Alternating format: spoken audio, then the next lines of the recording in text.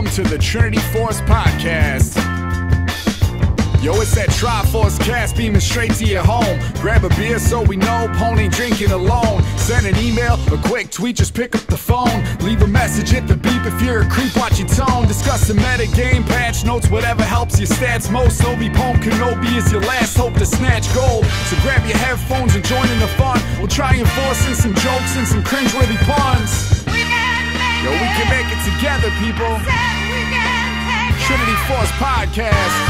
These boys are second to none. Now that's the end of the intro. It's time we begun. Episode 475 of the Trinity Force Podcast is now live in your ears. Welcome, everybody, to this week's episode. It is the last episode of the week and the first episode you're going to hear on Friday on your commute into work. I know that I've had some fantastic commutes into work recently. However, the people on the other side of the road, there was a 4-man pileup this morning, followed by a 2-man pileup. So Cincinnati traffic is awesome. Very nice. Yeah, we had a semi under 65 just kind of turn over like a week ago, and it blocked the entire lane for the entire day. It was super fun. Wow. Yeah. Inconsiderate semis. I know, right? Punch, Heartless Beaver, Santana, and Tom are all here this week. So the tin can continues. I swear to God, the tin can is gone next week. There is a microphone en route. The Mounties have it, and they're on horseback, slowly walking through. I thought they were. You've never heard that joke before. Never. You're gonna get a lot of these out of me. Yeah, they're gonna drop it off at my door. You're gonna have a Sherpa show up at your door. He's gonna pull out of his back, take his llama, and keep walking. Sounds about right. All right. Are there llamas up there? Just on like animal farms. Oh, the back to Sherpas. Yeah, I was gonna say I don't know Canada was known for its llamas. He's getting them confused with alpacas. That's Yeah. what I got. Yeah. All right. Sorry. Guys, you have one more week to enter the Sky Labs Performance Tilt Contest. The name changes every week, but the contest does not. Write into contest at trinityforcepodcast.com and send us a MP4 or some other type of video format. AVI works as well if you'd like to send that, or a picture of Tilt. I want to see it. We are going to randomly pick a winner to win one of those Skylab Performance chairs. Contest at trinityforcepodcast.com. Along with that, you have one more week for that promotion, guys. So last week's the last week you're going to hear that promotion. And then it's done. You're going to miss out on that 30% off. So I hope you guys are out there. If you bought one of the chairs, let us know. And we'd love to see it because I know I've had a couple happy customers and a couple people ask me about them. And I'd like to send them some reviews outside of what Amazon has. But if you have a question for the podcast, feedback at trinityforcepodcast.com. We answered some last week. We're going to go over some more this week. But we're first going to start off by talking about the weekly challenge, which we talked about on Monday. And this week's weekly challenge is try a selfless build. Junglers, I want you to build Tracker's Knife. Supports, build only items that benefit your team. No more Sunfire, no more Gargoyles, no more Adaptive Helm, none of this trash that I see you supports, no more Thornmail. So this is mainly at supports because they're the ones who decide that they're supposed to be the most selfless, and they ended up being selfish. What about Majais? Can you build Majais when you support? No. No? No. Shop, what if I'm helping my team by killing the enemy team? Dude. Shop lets you buy it. Marksman, build Executioners, calling top laners, build some tanky shit instead of just damage. Mid laners, grab a sweeper. Look at utility items like Morellos and whatnot that do more for your team than just yourself. I want you guys to all selfless builds. Going back a number of weeks, I had one person tag me in a video today where they got dove bottom lane, they used a potion, and they survived with 13 life. Nice. These weekly challenges. Dom's the only one who's going to clap for that. You gotta clap. No. Applaud the listeners. Yes, 13 life he survived with. Had he not had a potion rolling, that 13 life would have been gone. So that's fantastic. Yes, do these weekly challenges. They're going to make you better. And we're going to try to make you better as well because we've had a lot of discussion recently. Oh, that just reminded me. Wasn't Moon supposed to be here? He died. He's it's sick. Okay. He not feeling good. Did he say that? He was here, Yeah. then he wasn't here, then he was almost here. Oh, I he's see not it. here. All right. He actually said he's not feeling well. I just decided to butcher it in the explanation. All right. Well, whatever works, man. So we might talk about gain length and success. Might have to delay that for another week because I want Moon here for that conversation if possible. He seemed really passionate about it. It seemed important to him. I like to keep people happy, so we might just save that bench that one for next week. Thanks, Santana with the peanut gallery. I'm glad Santana's back. I've missed you, man. It's been a minute. It's been 3 episodes, Dom. It's not like I died. It's been a minute. I mean, it's been more than a minute, but we'll go with it. It's been like 2 weeks. Yeah, it's been a while. Yeah. All right, I want to talk about things you can do in the game to help you get better, right? Like that's the overarching theme. But we've talked a lot about how to play certain lanes, how to play jungle. We just did that whole episode with Beaver a week ago, and now I kind of want to talk about carrying and playing a losing lane, because these are some things that you're going to have to do, either of them, both sides of the story, going into the end of the season here, the last 2 months of it. And specifically, we're going to start with carrying and what it means to carry a game and how to carry a game. And so we're going to start that off by the most obvious thing about carrying is you have to win your lane. And now we've talked about how to get there and win your lane, but like through carrying, you're not going to carry the game through a losing lane unless you're making some kind of spectacular play, like you thresh then into hook, whatever it may be. But you could potentially like turn the game around even if you're with the losing lane by doing other things. But like for the sake of this conversation, we want you to win lane. Which feels like the first thing you should focus on if you're trying to learn to carry your games. I know we've gotten so many emails over the course of this podcast about, how do I carry my games? I feel like I'm doing fine, but my teammates keep letting me down.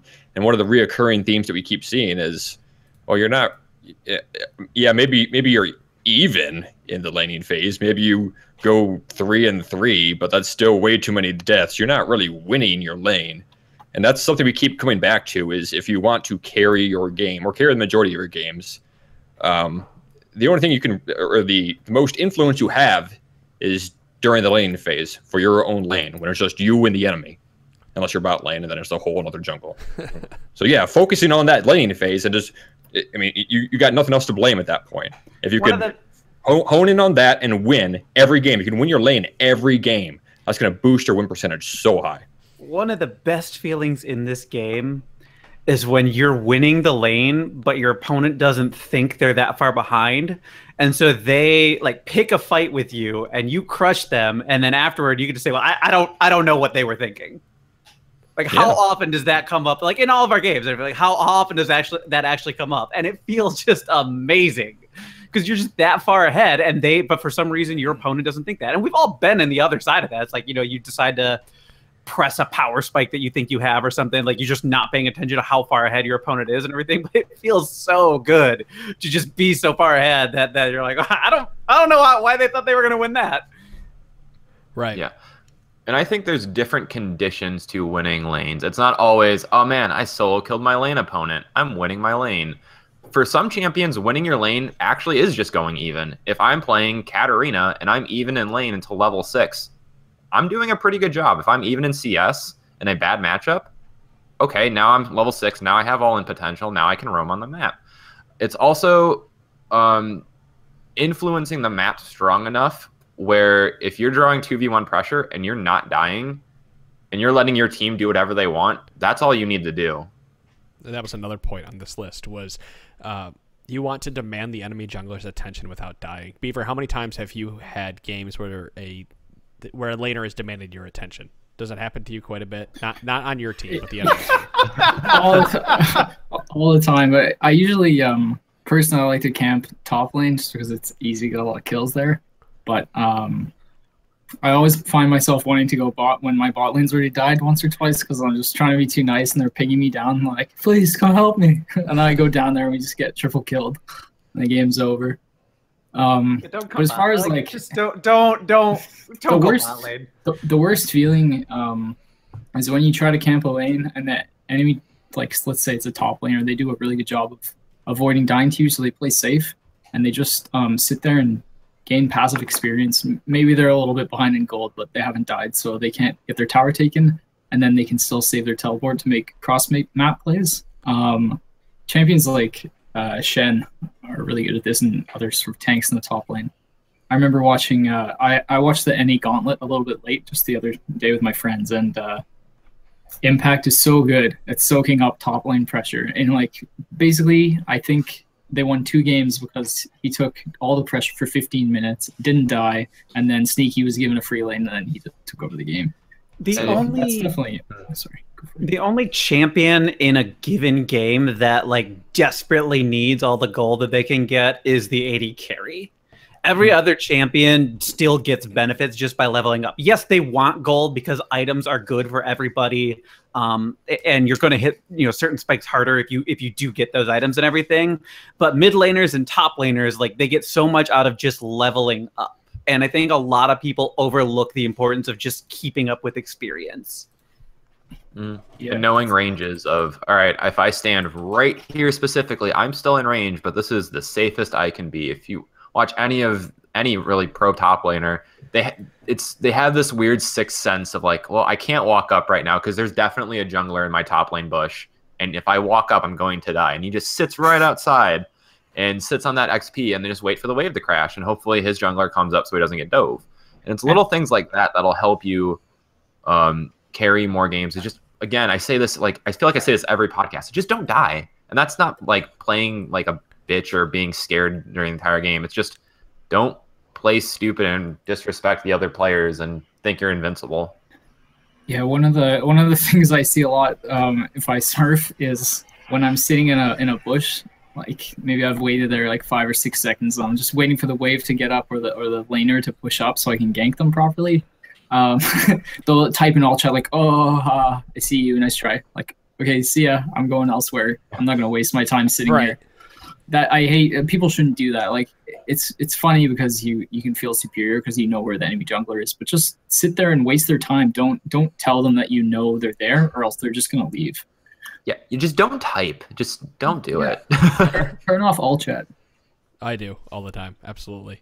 So mute all. We talked about that, avoid dying. Like, if you could put something in big, red, bold caps on any discussion ever, it's just avoid dying. We're going to talk about playing a losing lane later, and about being so zoned out that you lose farm for 5 minutes. But we'll get to that in a minute. It's just avoiding dying is probably the biggest thing. But let's say that before avoiding dying, let's say that you are winning your lane so handedly that you can either freeze the wave or you can play on the other side of the wave and zone the enemy off from experience. Something we don't talk a lot about is actually freezing the wave. And in top lane, you need to build up the enemy wave to have 4+ caster minions in it, and those 4+ caster minions will help you freeze the wave. Enemy caster minions will help you freeze the wave because they do the most damage. So there comes a point where in top lane where it's pushed just past the river, and what you'll do is you will slowly last hit the minions and try to keep at least 4 enemy caster minions alive. And then once all of your minions die, you tank those caster minions or pull them down toward the river and then walk back up. So the caster minions have to start hitting now your minions. And you continue to do that. You take a little bit of damage, you pull them down so they de-aggro you, and you let them keep going. And that's how you start freezing a wave, is by leaving those caster minions up. Yeah, and that happens a lot more in top lane. I'd actually argue freezing the wave in mid lane is a waste of time. And you can be doing way more proactive things out of mid lane. But for top lane, it's really important to understand these lane mechanics because they will determine a whole lot more, because the difference between level 6 and level 5 top lane means if I'm level 5 and you're level 6 and the wave's frozen in front of your turret, I can never walk up unless I have like full vision topside. And even then I just might die because you're stronger than I am at that point. Right. And let's just back up and explain why it's not really worth trying to freeze in mid lane. I mean, think about how many champions can just drive by and clear that wave. Like, in the course of doing their business, like, oh, hey, there's a wave sitting right here. Like, I'm just, fuck it. Like, let's just clear it real quick. Yeah, and oftentimes in mid lane, the whole point of the lane is to shove it in. And if you can't kill your opponent, you just want to go to the other lanes while the lane's pushed in. So if you're playing Echo, you just take Q, you smash the lane in, and then you go bot lane, try to get kills, snowball the game. Or same thing for Talia. That's why those champions are so popular and so good in solo queue and team play, because they have insane wave clear. Yeah, things like Syndra, Orianna, Talia, who has been pretty much top tier mid lane pick for the entire season now. All those things, and it just gives you so much control, because not only can you like gank the other lanes, but now you're free to move with your jungler and get deep vision. You can clear out other wards. You can sometimes just trade aggressively and then go grab the little fruit thing. There's so many things you get to do when you have control of your lane. Yeah, I think you could probably climb right to challenger in mid lane by never killing your lane opponent. All you have to do is shove the wave in and roam properly, and then you can get control of the entire map. So it's, I mean, obviously solo killing them helps, but it's one of the main draws of mid lane because you're right in the center of the action, so you have the options to control the game, whichever way you sort of see fit. Right. So you're zoning the enemy. You're either freezing the wave where they can't walk up and CS because they're afraid they're going to die, or you're standing in front of it. Like, that's doing replay reviews and watching my silver friends play. They never, ever, ever try to stand in front of the wave and zone somebody out from it, bottom lane or top lane. It's always poke or all in or just CS. There's never any of this wave management or zone control that we talk about, where if you are a level 4 Riven to a level 2 because you killed him at level 2, right? You're level 4 to level 2. You have pure and total zone control. That whatever it is, that Kled can't walk up and trade with you. That's right, Punch. I'm looking at you. That Kled can't walk up and play and to get CS. That Kled can't walk up, and he's losing experience and he's losing gold because he has to stand outside of you and outside of the wave. Yeah. So when absolutely true, even though it's completely hypothetical because Kled would never lose that matchup. Punch, just ask him about Cassiopeia and Teemo later. Oh, Teemo's such a... I understand the pain because I play Camille too, and it's just like that lane's miserable. Yeah. So if you're ever in that position as the Riven, for example, who's ahead, you want to be standing sort of near the back casters and don't just hit the minions, because then your opponent's going to get the gold faster. They just last hit them, and then like slow push the wave into the tower. Yeah, building up a wave is another piece to winning the lane, right? If you can freeze it out and zone somebody off it, you want to build up at least 2 waves to crash into their tower, because now they're forced to deal with that wave at the tower and deal with you poking at them or potentially all-inning them while their tower is being chunked out. Or even getting the jungler to come up and dive as a giant wave crashes in. I was going to say that, if you're in bot or top and you have one of those big lanes and they're under leveled, the enemy top laner, ping your jungler, come down and help you. And because that's an easy way to snowball games, and then you can take the turret. And you don't even have to kill them if you can just zone them off. There's so many times I see people in top lane, if they have a lead, just go proxy the next wave. The other laner doesn't have great wave clear. The wave crashes in, jungler comes, 2v1 gank under tower, they die, they take tower, and then that's all she wrote pretty much. Yeah, we do need to talk about tower diving. I meant to put it in this document, but I think we'll have to get to that on Monday, how to execute a good tower dive. Punch should be an expert at this, considering all you play is Kled. Yes. If all I played was Kled, I would be an expert at that. But, that's because Kled just has to press R. Other champions can't do that. You mean too complicated for them. He means they got to do other things. They got to press other buttons. It was more like you got to worry about creeps. It's more that you have a passive that lets you drop aggro. But twice. Oh, I mean, that's nice too. But I don't have to do anything. That just happens. There's no mechanics there. That's right. One of the reasons Elise is so broken is because at level 3 she gets to ignore towers. Yup. Well, we'll talk about executing a good tower. We'll save it for Monday. Right. That'll be a good discussion to have. But so the last point that I have through carrying is also denying the enemy vision through either buying a sweeper or holding onto your red wards to put them in places that there is going to be a lot of vision. And we talk a lot about split pushing and pushing sideways and meeting up with your team and whatnot. You just need to have complete total vision of the enemy, or at least have an understanding of where they're going to be in proximity to you, so that you can do what you need to do in order to gank if you're mid lane, in order to split push if you're top, or if to roam around if you are a support and duo. Even jungler needs to have vision of everybody. I mean, vision is so good for everybody in this team to make your decisions, and denying vision or having a vision of the enemy team is so important that if you're not buying red, or you're not buying red wards as a sweeper, you're doing yourself and your team keeping them at a disadvantage. When you're behind, the yellow ward is generally the least valuable to you, because you have to put yourself into a possibly prone position in order to get it on the board, whereas the blue trinket is going to get out on the map, like no matter, like from a really, really safe spot and everything. And yeah, you might lose that specific, piece of vision when the enemy runs by it and everything, but you, for at least that brief moment, you know where at least one enemy is and probably more. Sweepers are still really valuable because you also want to be denying enemy vision, but like when you're behind, like just getting vision control back for your team ends up being really important. And unfortunately, yellow trinket doesn't do a whole lot of that for you without risking your body in the process. Yeah, a lot of people sit on those trinkets though the entire game.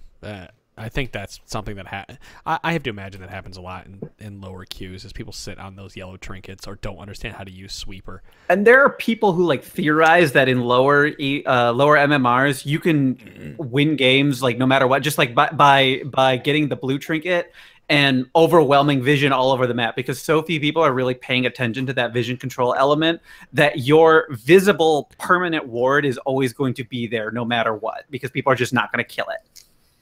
So this is something people don't search for wards enough when they're traversing throughout the map, either searching for red wards most of the time or blue wards sometimes once people actually pick up that trinket. But I mean, whenever I'm walking through the jungle, I'm always looking for those common red ward spots. The isolated bush in the top or bottom river, or those entrances to the enemy jungle. They always like to put red wards there. I'm like, I check every time I pass by that, because, maybe 25% of the time you'll find one and then you can deny vision. Easy as that. Is it That's something people don't like? It's something some of my teammates just don't do sometimes. They'll just walk by a bush and they won't even walk into the check.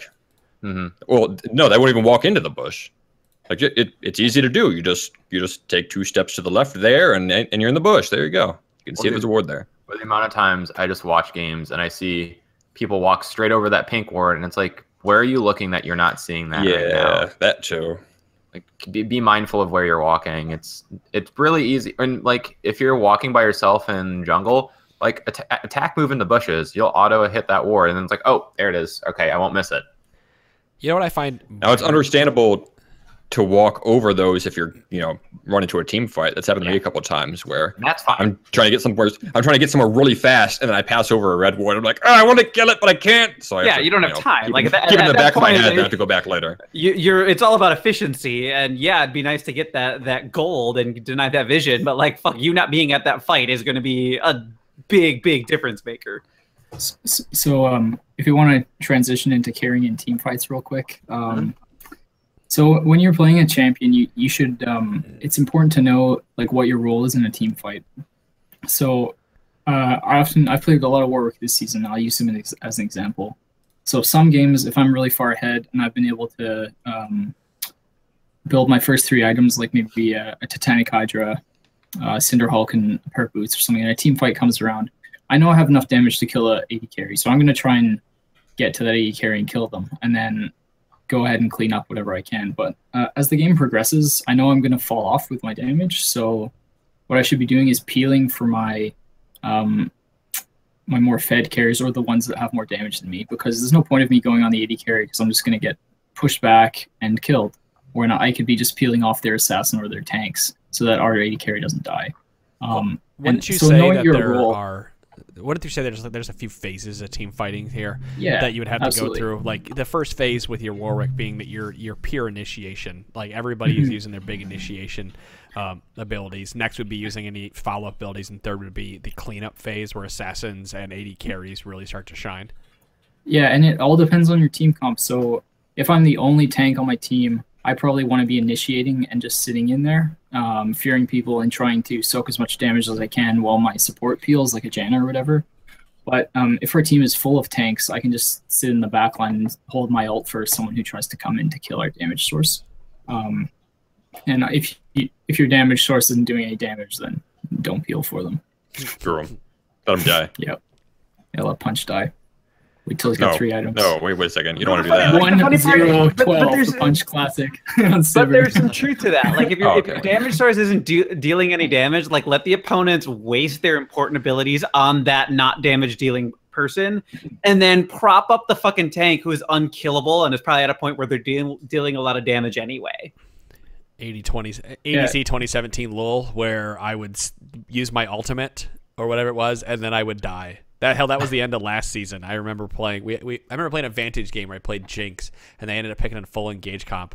All I could do was drop my traps and hope my traps were put in a good enough position that the rest of the team couldn't follow up because I was dead. But Rumble, Zach, or whoever else was the team could clean up. The days of just Ashe Varus as the only pick spot lane. Yeah, when you go into team fights or before your because Jin was getting banned. I think it's important to like make sort of a mental tier list for who's the highest damage dealer on like both teams. So early game, it might not be the AD carry, it might be the jungler. So maybe it's them you want to take out first. Like if Delise in with a warrior, 8 minutes in, he's probably the highest threat. So try to eliminate him first rather than going for the Ashe at the back who only has like BF sword. You know what I mean? So and as the game continues to progress, you should change that tier list based on who's the most threatening. And try to focus them with your either summoner spells as a support or your ignite as a mid laner or just your ultimates. In many respects, that's sort of telling you to run the same checklist we asked you to run during loading screen a couple weeks back for our weekly challenge and everything. It's like you're going to need to keep doing that. It's important to recognize the threats at the start of the game, but they're going to evolve. And sometimes the person you thought who was going to be threatening is having a rough game. And so you need to adjust your priority targets.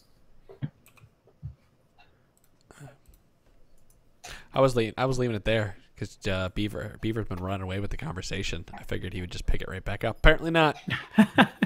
That's all right. I'm done. I'm gonna let you guys talk now. No, thanks, buddy. Thanks. We really appreciate it. Thanks, let me have some good time on my own. I want to put it out there. I'm a terrible laner. Just terrible. I don't think I've ever won a lane. I'm a good jungler, but bad. Yeah, I feel ya. I don't. Whenever I have to play by myself or as a carrier, it's like okay, well, this is gonna be bad. Everybody, like, I'll do what I can. I'm gonna contribute to the best of my ability, but like I'm not gonna be winning us this game. Man, I understand the theory, but it's just it's hard. And I think we have a listener question tonight about winning lane, so hopefully someone can shed some light on that. Well, why don't we talk about losing a lane? Because I've done plenty of that. Oh, I'm really good at this one. I'm good at that too. there are we've talked about this 100 times over. You've all heard us say it, but I don't think we've actually talked about how to properly play a losing lane. And this isn't necessarily you're loading into the game and you know you're going to lose it, but a lot of times that is what's happening, where you are now playing Garen into Teemo, or you are playing, I wish I was here. You're playing Kennen into any melee, just about any melee champion that doesn't have some form of crazy hard engage. So when you're loading into the game, the general rule of thumb is if they're ranged in your melee, you're losing that lane just because they can poke you out. Or if your lane opponent outranges or outdamages you, you're in a losing lane. So like, I can't use Orianna because she fucking wins every lane. Or wins like everything level 1. Or you're playing Ornn. Yeah. Well, yeah, you lose every lane because you're playing. Yeah, Ornn. you lose no matter what you do. I actually don't think he loses a lot of lanes. I think people just are bad. Yeah, I agree with that. He actually does a ton of damage. It's surprising. Anyway, that's a topic for another day. Right. So if you're going to lose farm, that's okay. Just don't die. Do you see the overarching theme of tonight's episode? Just don't die. Losing farm is okay. But you want to try to get any kind of farm you can in there. This happens a lot in bottom lane where they're able to zone you out because they turned a 2v1 into a 1v2 and left you as the AD carry down there, and now the support sits in the bush and farms, and so you just kind of have to wait for the wave to push into you. And you're trying to use your long range abilities to get any kind of CS that you can without damaging the other creeps that are around that one CS, because you don't want the lane to ever push back away from you any longer than it already is going to. So if you're playing in a losing lane, take a big deep breath and realize that you are now excuse me, I was going to say you're demanding pressure. You demanded pressure early, so it means hopefully your team has taken advantage of that. If not, you are now keeping 2 people down with you if you're playing bottom lane, while maybe potentially your support roams around. Essentially, if you were just playing to that point, you are just hoping that your team picks up your slack, and all you're doing is trying not to give 300 gold to the enemy laner. And taking that deep breath, that's not just a cliche. That's something some people really have to do. You have to just let the game slow down for you, because it happens too many times where you die or you're just getting shit on CS and you feel like, all right, I got to make something happen. I got to do something now. The jungler has to come to my lane right now. and you just feel all this pressure to do something drastic to change the outcome. And really, 9 times out of 10, you're just gonna make the situation worse. So it's doing what Pone was talking about, CSing as best as you can to slow down, right? The other lanes could be, your other lanes could be winning. The game is not over. It's not going to end in 5 minutes. You just have to focus on not dying and not falling too far behind. When I am in that situation playing solo, and it just feels like my AD carry and I, like, we can't get on the same wavelength, or we just can't catch a break no matter what's going on, I will often type into chat, just, we need to ease off the gas. Like, let's just let's back it up for a minute here, reset everything that's going on, and just sort of pretend like we are starting the game fresh, even though they've got this lead in front of us, everything. And like, don't try to press anything. Buy ourselves a little bit of time to just sort of get caught back up. So Moon wants us to bring up the point that you should be playing around your champion level spikes when you're playing into a losing lane, because sometimes even when you're playing into losing lane, if you hit 6-11 or 16 on some champions, it's more 6-11, right? Like Jax, for example, suddenly you turn that losing lane into a winning lane because you get your ultimate or you get your next level ability. So taking that breath, playing back, and then waiting until you hit that spike to turn that lane around is another way to win that losing lane. And for solo laners especially, there's a small checklist I go through if I'm like in a really bad lane. For example, if I'm playing Kassadin into Lucian, which is a notoriously bad lane for Kassadin early, it's, all right, if I want to go up for that CS, if I want to go last hit it, can I trade back effectively that if we do trade, I'm not just losing this? If I can't, all right, if I walk up for the CS, am I going to die? All right, I'm not going to die. If I walk up for the CS, am I losing more than a third of my HP? Now, normally you don't want any of those to really happen. If you're getting one melee creep for like a quarter or a third of your life, it's usually not worth, and that'll just put you farther behind.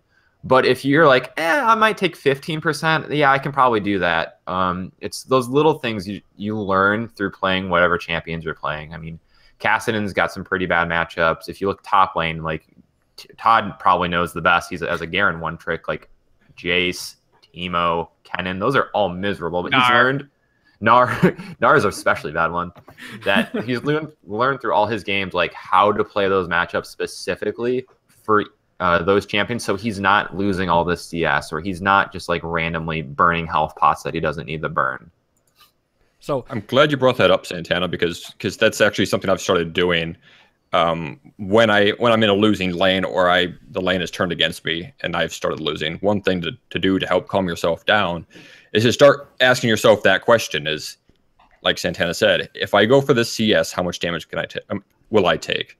Is the CS worth the damage that I'm going to take? Again, I got a different word. Is it worth the trade that the enemy is going to do on me? Mm-hmm. Whatever, right? And do you have the sustain? Do you have the pots to recover from that? If you're taking too much damage per CS, like Santana said, I'm not sure they're just going to all in you and you're going to die. And it's another trap you're going to fall into if you start losing that lane early. Is, I'm at half health, that's enough. But in reality, you're 2 levels down, and that guy can do a lot of damage, and you're dead. Don't give the enemy 300 gold. Just don't do it. Don't do it. Or 450 if there's a game. I feel like we learned this lesson the hard way on Monday. I wasn't so mad about that game. It wasn't so much about the giving the gold. It's the fact that we couldn't fucking turn the shit around even after we gave him the gold. Like, I felt like we were okay at certain points. It's just sometimes you get out-rotated and you can't fucking do anything. But it's probably because they had the extra 300 gold, so the out-rotation happened. Gold. Anyway. Another adventure, apparently. Another point I'd bring up on losing lanes is, I know we've talked about itemizing properly in the past, but it's really important when you're behind to make sure you build items that are going to allow you to survive. So if you're playing like Darius into Teemo, it's a pretty popular low elo matchup. Darius obviously loses that pre-6. So maybe your first purchase would probably be Mercury Treads, because you get magic resist, you limit the blind, and the slow is less on his mushrooms. And then once you hit level 6, you should be able to kill him. But if you build Black Cleaver, so you build the Phage first item, you're not going to be getting the MR or the blind resistance.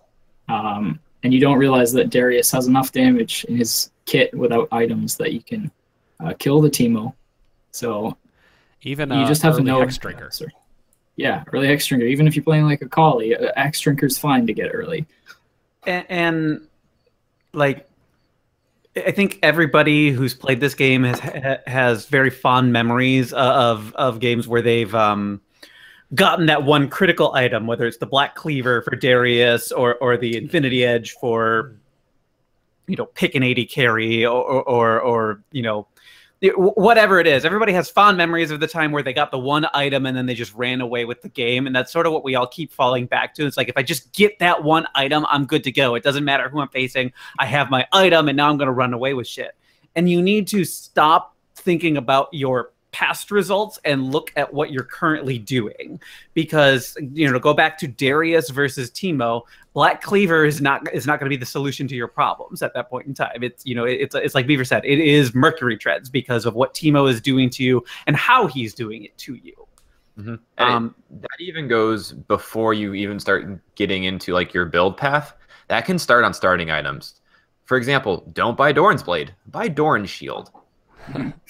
Because all of that, all of that damage over time that he is dealing to you is just going to turn into health going right back your way. Like, a lot of people laugh at that idea, but it's the correct thing to do. Or look at what happened when Gangplank was a really strong just laner in general at the beginning of the season, where he had like 5 different starting builds he could go depending on the matchup. It's just knowing your champion. I mean, Punch, you've kind of, because we've been playing with Todd a lot lately, and you use secondary as an AD carry and everything. Like, how many games have you been picking up Doran's Shield just because you're like, you know what, I know this matchup is going to be... Whenever there's a Caitlyn. Yeah. Fuck that. I'm playing against Caitlyn, Doran's Shield. I just pound my fist on the keyboard. Nope, I'm picking up a Doran's Blade and I'm killing that Caitlyn. I'm jumping in. Except you're never killing that Caitlyn. Oh, you tell that to all the Caitlyn's that I shit on.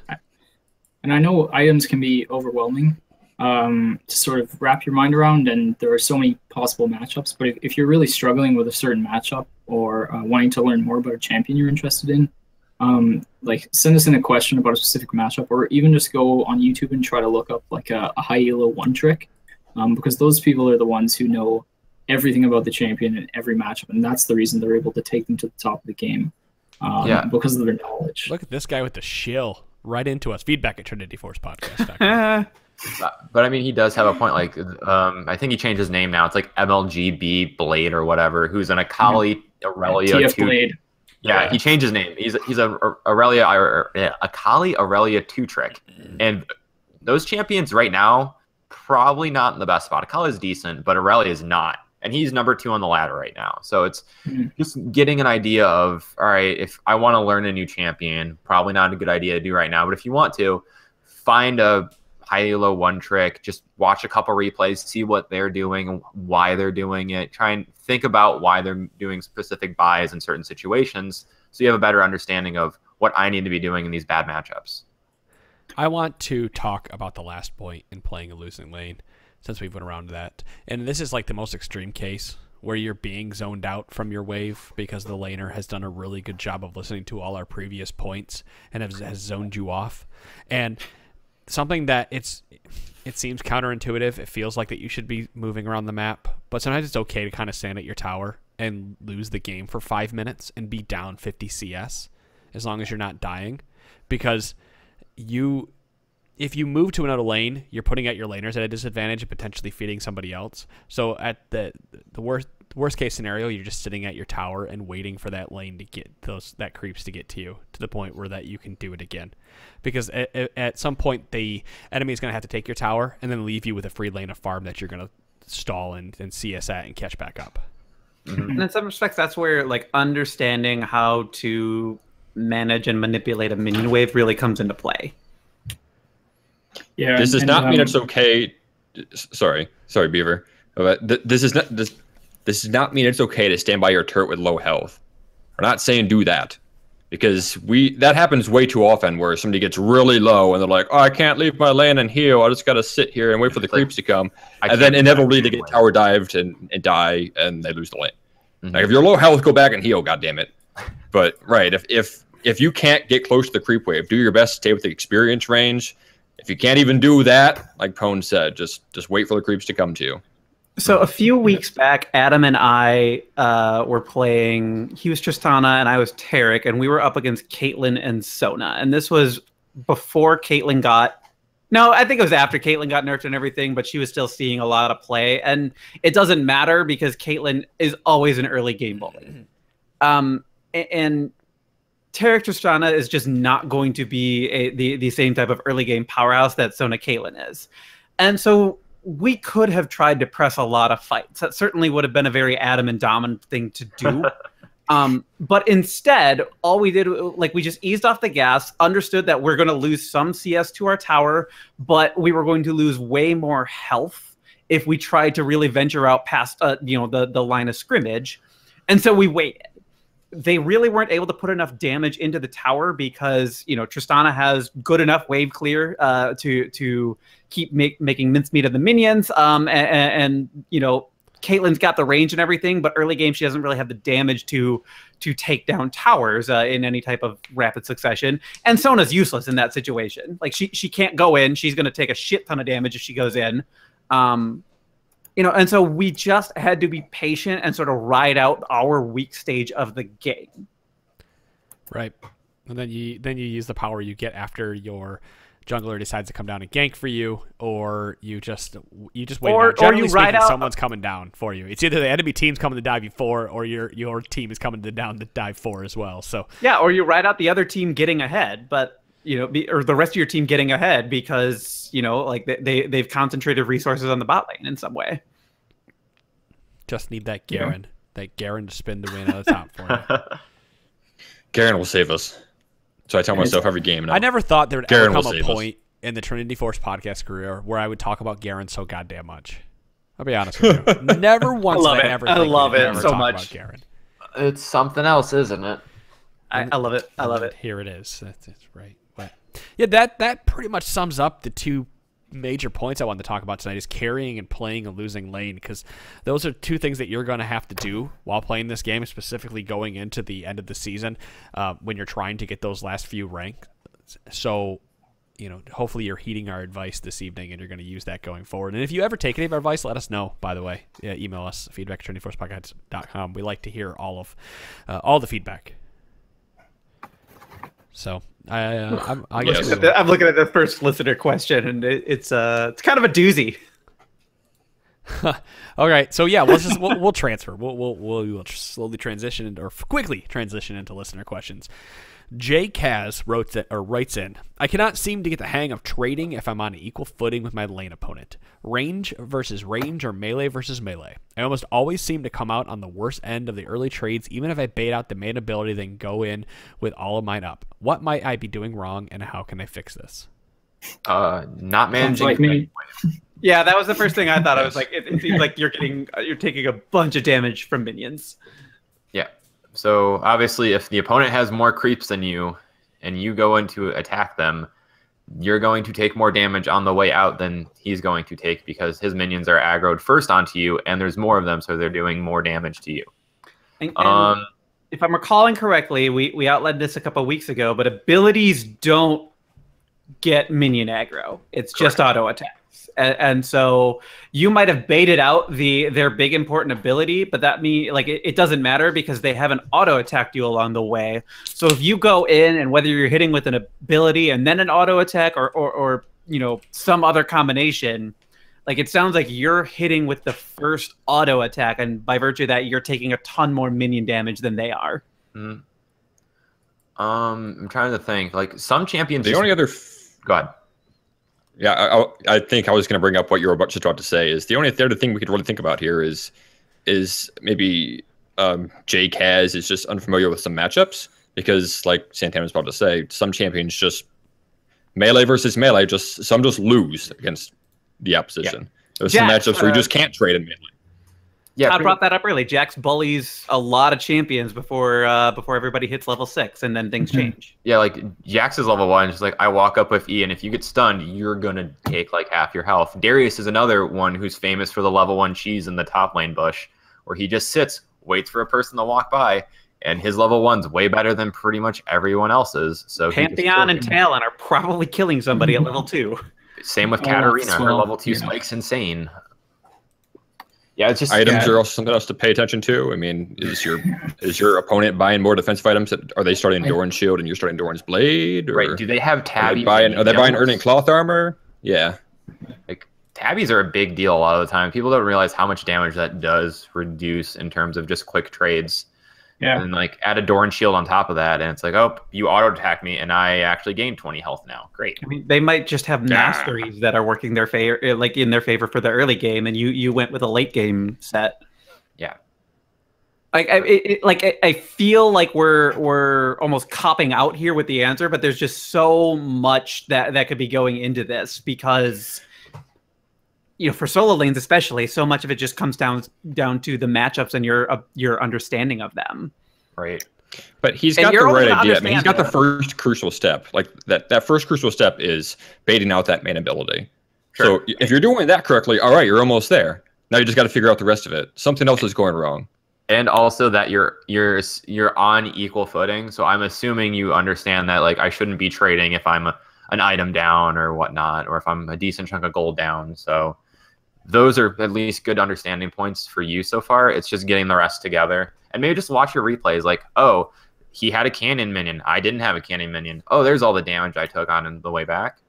Yeah, or I thought this was the most important ability, but then I got hit by all of this damage after the fact, and I just sort of didn't respect what was going to be coming my way after I baited out the one thing I thought was important. Yeah, it's like, oh, I'm playing Fiora, and I parried her Camille stun. Oh, but she ulted me and I died. I should have just held that and parried the ult. Like, it's things like that, like knowing which abilities are the most important. And you're only going to learn it by doing. Like, watching your replays helps and everything, but you're still watching your own experience. So, Fiora into Camille, do you have to be quick fingers to grab that ultimate when she jumps not on Camille ult. Camille ult's pretty slow, actually. I think it has the same travelable time no matter where she is in relation to her target. Yeah.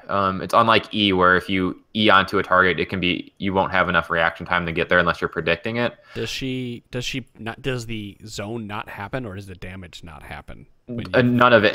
If Fiora parries Camille's ult, nothing happens. Oh, okay. He gets an iframe for a second, and then no ult, no damage, no nothing. It cancels out the entire thing, which is why Fiora's being invulnerability frame for those out there who don't play any Smash or other fighting games. Thankfully, we don't see a lot of those in League. They kind of gave them to a couple champions lately. Xayah doesn't have an iframe, but it's about as close as you're going to get. Thank God we don't need that. It feels like one. Yeah, because like if things like Vlad ult are on Xayah, she'll still die from that, and Zed ult and all that. But yeah, it's why Fiora is generally a very good pick into Camille, because she just really shuts it down, and Fiora has telegraph CC and whatnot. Well, let's talk about Lucas's question here. I am a support main who needs some help on builds. I play mostly enchanters and love building Ardent Sensor. When my ADC doesn't have a good synergy with it, should I still buy it or should I build something else? I don't really know what else to buy first, as I don't think Redemption and Locket are good early in the game, and I can't get the stacks on Athenes to make it worth it. Well, you're wrong. Redemption is still really good early game. This situation comes up. Like, most AD carries tend to be pretty hip to what's the bot lane meta is right now, and so you're not going to run into too many Jhin players, for example, who is like, he's the one that stands out to me more than anyone else, is like just doesn't benefit nearly as much from Ardent Sensor or as his contemporaries do. Azrael. Yeah, even Ezreal, at least, like, Mystic Shot's still applying on hits. So there you go. Great. You can also, don't forget that the Ardent Sensor isn't just going towards your AD carry. You can also put it on other champions too. So yeah, that's the other big thing. I think the item is so incredibly powerful that it's still worth buying.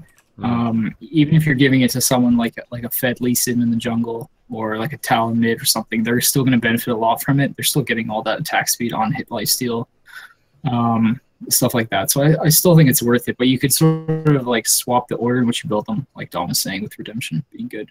Yeah, I mean, Redemption is still a really, really good item. Don't undervalue what that can do for your team. Even just being able to, like, you win a fight, but just by the skin of your teeth, and so you otherwise wouldn't be able to push an objective.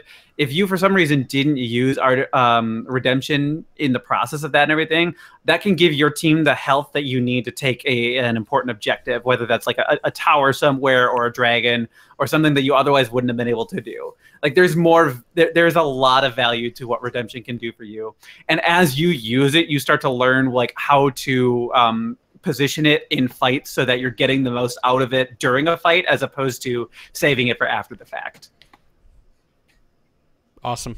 Lucas, hope that answers your question there better. Let's answer another one. Savage writes in, what is something that tilts you uncontrollably when you see it in game? Mine is when somebody... Butterfly cog bomb.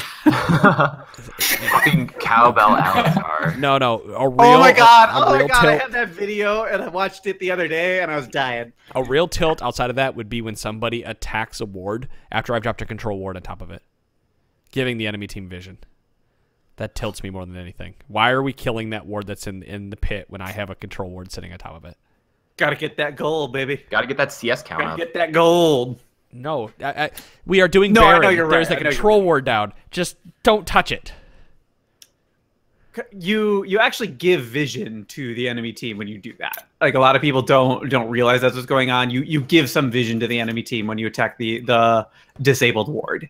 Mm-hmm. So you're actually hurting yourself by going for that 30 gold that you think is so important. Right. When you drop a control ward on top of any other ward, it disables that other ward. So just remember that. This is assuming the ward didn't spot you before you put the red ward down. Even then, it's still good to disable it. You're being a sneaky red warder. Like over-the-wall red ward. Solid snake red ward. That kind of shit. Man in a box red ward. What tilts me the most is if I'm shoved up to my tower and I've got like 10 minions there and I just want to happily farm those. My jungler comes and tries to gank my lane and then instantly dies and gives my lane double buffs. Actually, just giving my lane double buffs fucking tilts me harder than anything. It's so bad. I was very good at that when I jungled for a spell. No, for me, it's probably just Lulu's polymorph. I hate that spell. So much. Every time. Every I'm time a cupcake. God damn it! I hate cupcakes. Seriously though, like when I first started climbing in season 5, I hated Caitlyn. Like I thought she was really bad. I'd always get them on my team and they would feed because they don't know how to abuse their early game power spike, and then it gets to mid game and they don't do any damage. So I used to ban Caitlyn just so I wouldn't get them on my team, and it made climbing a lot easier, less stressful. If we're talking just specific champions, it's Rengar. Like I hate playing against Rengar. Oh my god, I hate it so much. It's so fun playing with Bao when he plays Rengar. Yeah, it's and really fun having that Rengar, but it's great. Against it. Yeah, champions that tilt me. I hate playing against Teemo. Fuck that champion. I don't care if he's garbage or not. I fucking hate playing against him because it's always when I'm playing Camille or Fiora or I'm trying to have some fun top lane. It's like, no, there's no fun allowed with Teemo. It just doesn't happen. Yeah. Whenever they crush you fun, that's no good. No good at all. Well, I think we're going to leave it there. Thank you, Savage, for writing in. You have heard what... Actually, Dom, did you say what tilts you? Yeah, you did. As far as champions, what tilts me otherwise, honestly, it's when our tower gets taken and we have minions pushing up to us and AD carries decide to just clear the wave as quick as possible instead of freezing it so that we can build up because we're behind. And that doesn't tilt me uncontrollably. I feel like I have a pretty good handle on my emotions as far as all that goes, but that's one thing I'm just more of a pet peeve. Yeah, I need you to you need to understand why this kind of it's not working out in our favor, but it's not as bad as you think it is. And you're not going to take the tower if you drive the lane all the way down there. You're going to get killed is what's really going to happen. But just that minion manipulation, that wave manipulation at that stage of the game is one thing that's I really prefer it when people understand what's going on. All right, we're gonna leave it there. That is the end of the podcast, guys. Thank you so much for listening to the show. Thanks for everybody that's on the show and provided information to our listeners today. Every single one of you is awesome, including the tin can. Props to the tin can this week. Not for long. What kind of can is he after? He's gonna have the AT 2020. Titanium can? Tiny. I was gonna change my name in League to Tin Can. It should be Tin Can I Beaver. wonder if it's taken. Heartless Tin We gotta Can. slowly step up. It's tin can to aluminium, and then we'll get to like copper. We're just Aluminium. gonna What are slowly climb you, that ladder. British? It is taken. Tin Player Can's is too bad. unranked, has 1 game on Elise, 1 on Blitzcrank, and 1 on Lux. At least It's he has just a game on smart business. Blitzcrank. Oh wait, glad- that was season 6, so it might be free. I'm really, I gotta look into this. yeah, I'm really Perfect. glad his name is Tin Can and has a game on Blitzcrank. That makes me really, really happy, actually. All right, we're going to end it there, guys. Thanks for listening. Episode 475 is in the books. We'll see you on Monday with 76. Peace. See you guys. See ya.